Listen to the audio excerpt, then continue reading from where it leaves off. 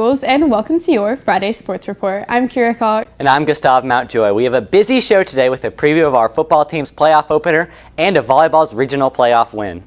Brad Cohn also joins us in the studio, and we have an all-new football hype video for the playoffs.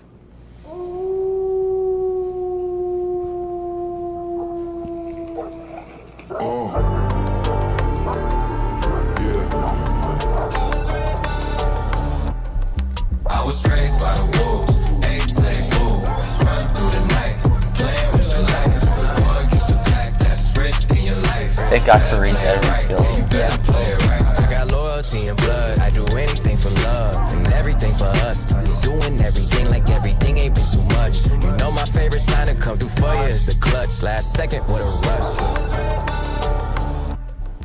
To start off, on Friday night, the Cedar Park Timberwolves shattered Georgetown's dreams of a perfect district season with their 60-52 win. In what was a high-scoring showdown, it was the Timberwolf offense that never slowed down. Quarterback David Cooper had over 100 yards both passing and running the ball, and it was another 300-yard game for Trey Hill, scoring 4 touchdowns en route to becoming district champions. After that thrilling matchup against Georgetown, the Cedar Park Timberwolves became the district champions. But this isn't a new occurrence.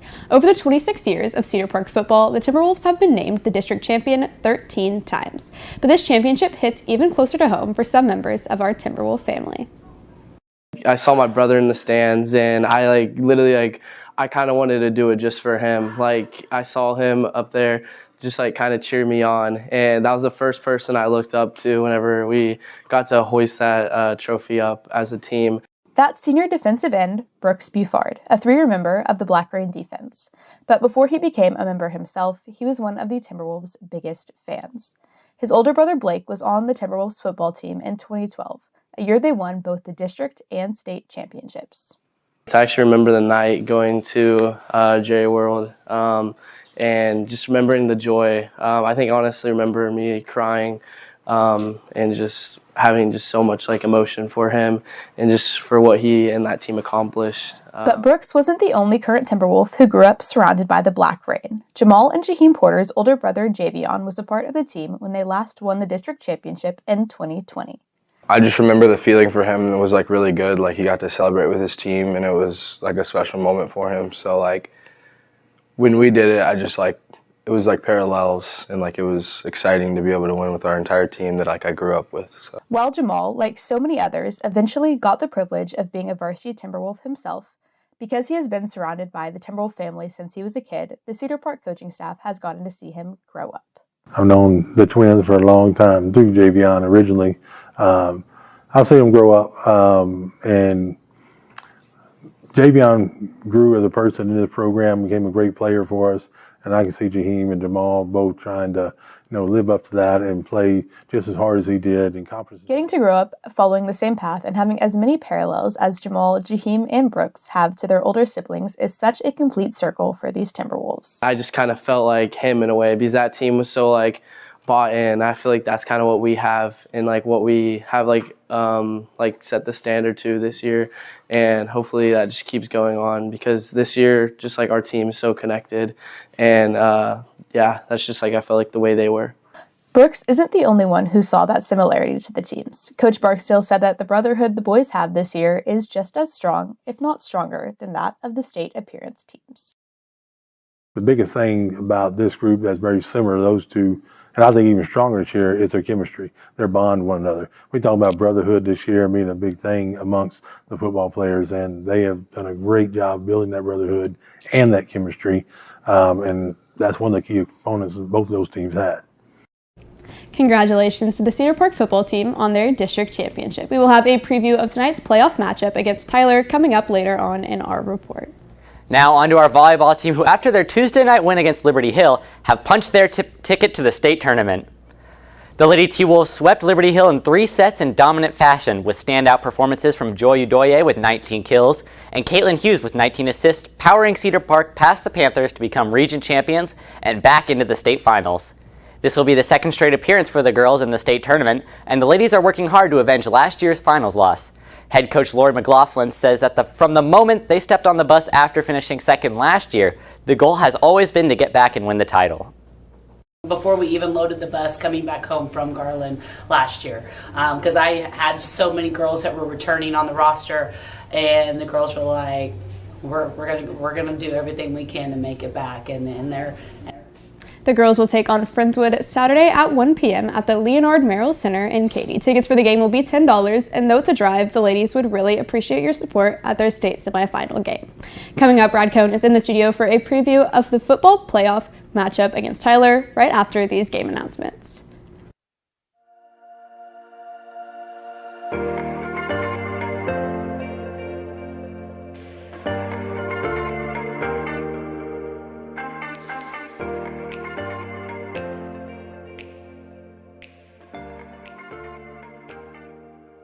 Joining me again today is Brad Cohn, the co-host of Timberwolf Night in America and the voice of the Cedar Park Timberwolves. How are you doing today? I'm doing great. It's been a big week.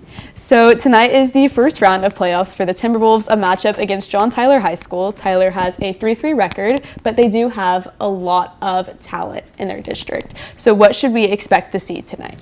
We're going to have to watch their quarterback, whose numbers in almost every quarterbacking category are every bit as good or better than David Cooper's, who's pretty good himself. And they've got a receiver who's got 800 yards and 10 touchdowns. Have to keep an eye on that connection. I think if we can manage that, we'll do okay. Their defense has given up a lot of points. And then what do you think our Timberwolves need to do tonight to keep us going into playoffs further? They need to keep being who they have become. They have turned back into the kind of team we were all through the teens. They just, got to keep making the tackles. They got to keep the penalties down low. They've only averaged like 5 penalties a game this year, which is the lowest in school history. They got to keep the turnovers down. We turned the ball over 4 times in the season opener, only 5 times since then. That's crazy. That's just amazing. So, do those things, do the little maintenance issues about game management, and they should be okay. And then do you have anything else that you want to add? I want to congratulate everybody on such a great week for this campus, probably the greatest week in Cedar Park history. We've got the band winning state. They're now back-to-back champions. And we've got volleyball going to the state tournament, winning a regional battle against a district rival in Liberty Hill.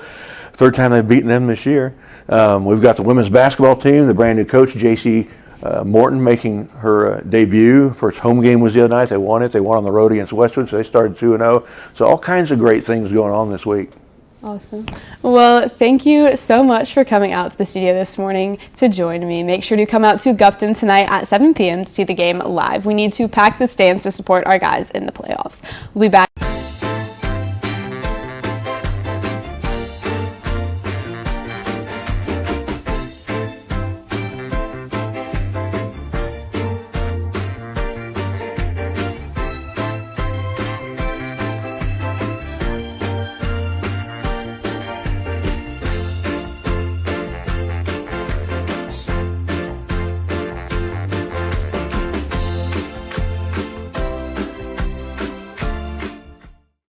Wednesday morning was signing day for 7 Lady Timberwolves as they signed to continue at their respective schools at NCAA institutions. Allie Gonzalez signed to Crown College softball. Maya Cheatham signed to the University of the Incarnate Word volleyball. Caitlin Hughes signed to Lamar University volleyball. Sibley Oster signed to Cal State Fullerton volleyball. Joy Ujoye signed to Stanford volleyball. Anna Briner signed to Menlo women's basketball. And Kaylee Rogers signed to South Nazarene University. Crown signee Allie Gonzalez said that it was a little nerve-wracking, but really exciting. It was definitely very exciting and a little bit nerve-wracking. I was the first table, so I was the first person who had to talk, but then I got to sit there and watch everybody else sign, and it was really cool getting to see 4 volleyball girls sign and 2 basketball girls. Congratulations to all of the November signees. Joining us before we go is CPHS News former sports director Reese Elizondo. Thanks, Kira. It's good to be back. Heading to Katy, Texas tomorrow. We wish our volleyball team good luck. They'll be sent off in just a few minutes during Den in the courtyard with a PA announcement to dismiss you, so make sure to come and show your support. And that's this week's sports report. Make sure you have plans to come out and support our football team tonight at Gupton and our volleyball team tomorrow in Houston. If you're watching from home, keep up with the scores on our Instagram at CPHS News or our X at CPHS_sports. With CPHS News, I'm Gustav Mountjoy. I'm Reese Elizondo. And I'm Kira Cox. Now we have an all-new hype video for our football team as they head into the playoffs.